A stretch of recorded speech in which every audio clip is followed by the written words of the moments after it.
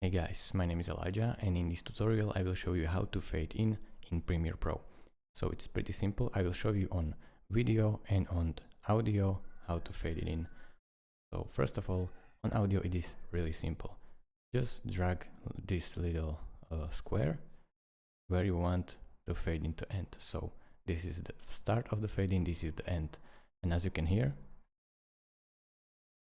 the music is fading in. So it's really that simple. You can adjust it however you want it. You can also do fade out like this, as you can see. So we can fade out the music.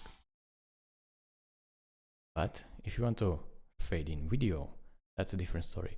You have to go right here, double click this line, then click on your video and press Command or hold Control if you are on Windows. And as you can see, this plus icon will appear next to your mouse. Then click right here and right here. This will create keyframes. Now let go of the Command or Control and drag and drop this little point at the start of your video. Then, as you can see, your video is fading in. You can also make it longer, the fade in, by just dragging this wherever you want.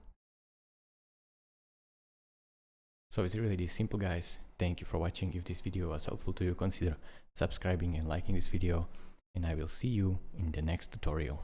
Bye bye.